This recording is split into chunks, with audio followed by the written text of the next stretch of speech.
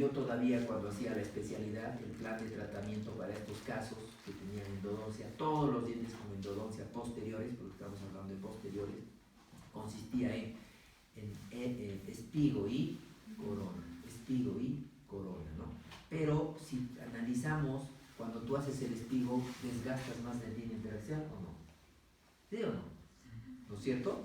Entonces, podría ser una alternativa. Inclusive hay un Sorensen, año 96, hace un estudio de un diente con endodoncia y resina versus un diente con corona y espigo. ¿Cuál dura más? Un diente con corona y espigo. Dura más, ¿no es cierto?, que el de resina, porque la resina no llega a ser, así como están planteándose, no llega a ser una solución. Pero lamentablemente ponerle espigo y corona, como todos sabemos, pues lo desapareces el diente, ¿o no? Había algo, ya no hay nada después de eso, ¿no es cierto? Muy bien, entonces, ¿qué planteamiento sería el adecuado? Vamos a ver.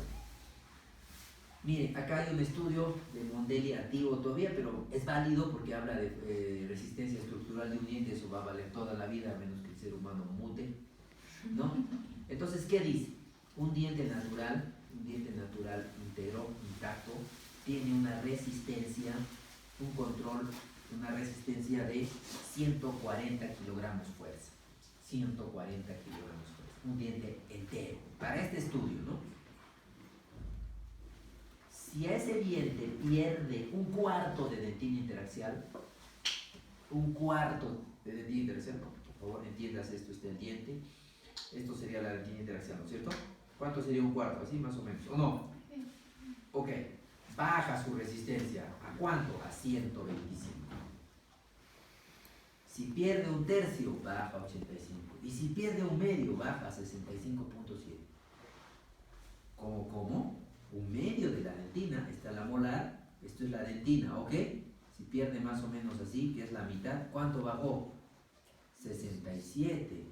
Entonces, si tú analizas de 140 a 67, ¿ha bajado cuánto? 70 y 65, 70, 73 ha bajado, 73. O sea, prácticamente la resistencia de ese diente se ha vuelto. Y no está hablando de reborde marginal, está hablando solo de dentina interaxial. Si adicionalmente, miren, esto es importante, este diente pierde reborde, si pierde un reborde, este es un reborde, vámonos al extremo, ¿ya? ¿Está bien? De 67 baja a 60. Analicemos esta situación. De 140 bajó a ¿cuánto? ¿Cuánto bajó? 73, ¿cierto? De 67 a 60, ¿cuánto bajó? 7. ¿Cuál es más importante? ¿Perder la dentina o perder el reborde? ¿Cuál es más importante? Perder la dentina. ¿Por qué? Porque la dentina le ha afectado en más del 50%. En cambio, el reborde finalmente le ha afectado en 7, que equivale más o menos a 4 o 5%. ¿Se dan cuenta? Entonces, a veces tenemos dientes con gran destrucción interna, con reborde, decimos, no, el reborde es maravilloso.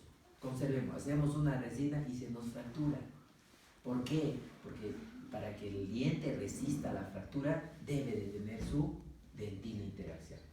Entiéndase algo, yo tengo acá un diente.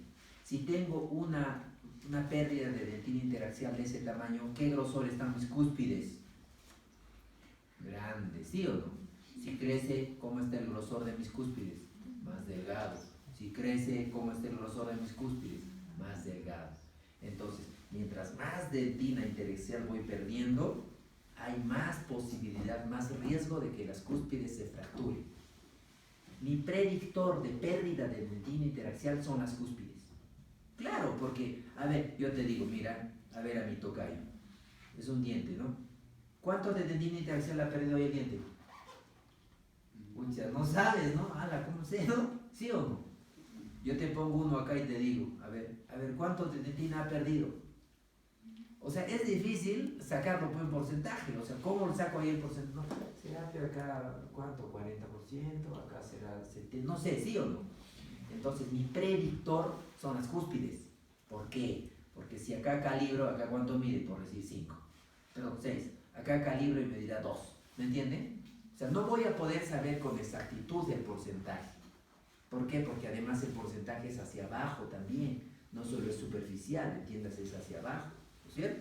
Porque la dentina interracial es un bloque. Miren, todo esto es dentina interracial, todo ese color melón, lúcuma, pues melón, ¿no? Todo ese color melón, todo eso es la dentina. Entonces, ¿cómo sé? El predictor son mis cúspides.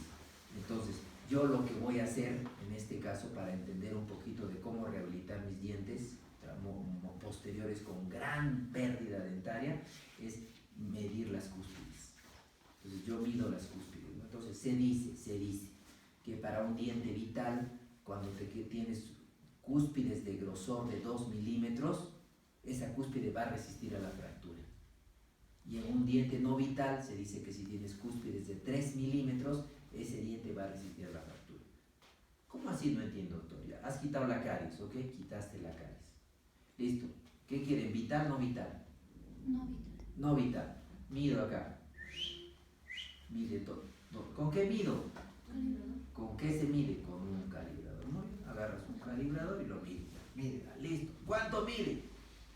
Mide, no vital me has dicho, ¿no? No vital. Mide 2. ¿Qué cosa había dicho? Que el pronóstico para esa cúspide o riesgo de fractura, ¿cuál era? Alto. Porque es no vital.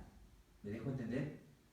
Y si mide 2 y es vital, sí resiste.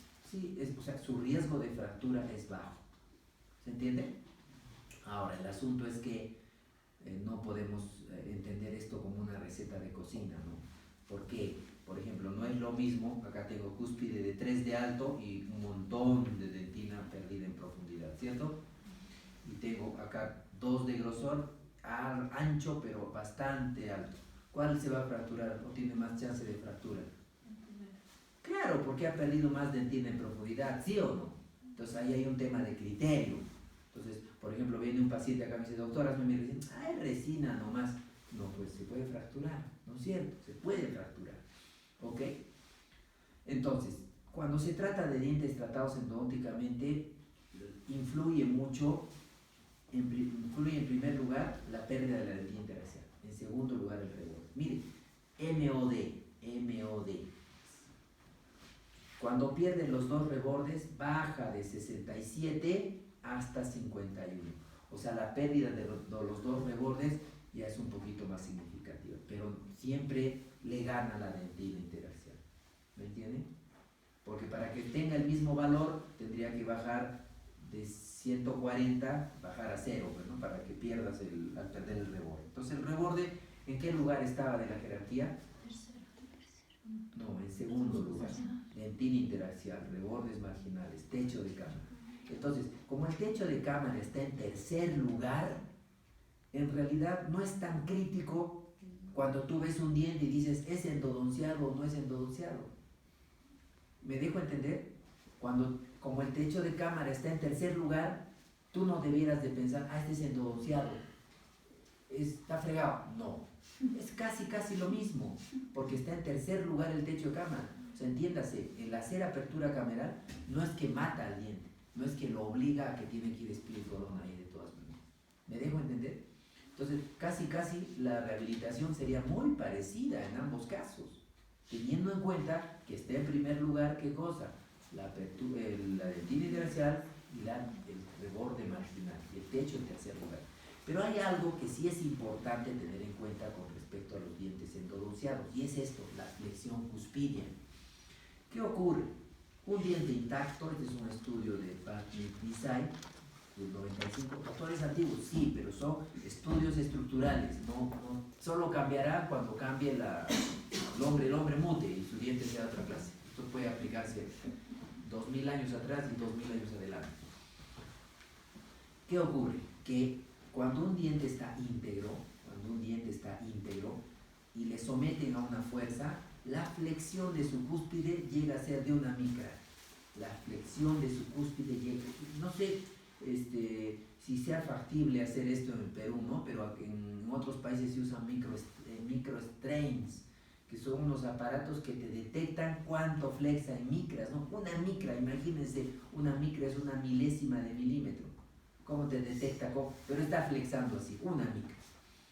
Cuando el diente tiene una cavidad MOD, pero ojo, es vital, MOD, o sea, ha perdido los dos rebordes, su flexión llega a ser de 5 micras, de las cúspides. Pero cuando pierde la apertura, cuando pierde el techo de cámara, va a ocurrir algo que hace que la flexión cuspal sea hasta de 17 micras en las cúspides vecinas al reborde marginal perdido. O sea, yo tengo acá un diente, ¿no? Endodonciado, ya ha perdido 17 apertura cameral. Entonces, según este estudio, cuando es MOD, perdón, según este, porque hay otro de, ahorita vamos a ver de Sakaguchi, cuando es MOD, las cúspides flexan ¿cuánto? 17 micras. ¿Me dejo entender? Entonces estás jugando con otra variable, que si bien estructuralmente el diente puede no estar debilitado, pero sus cúspides van a flexar 17 veces más de lo que fue diseñado. O sea, equivaldría en porcentaje, ¿cuánto por ciento? Si lo normal es que flexe 1 y flexa 17, ¿cuánto por ciento equivale?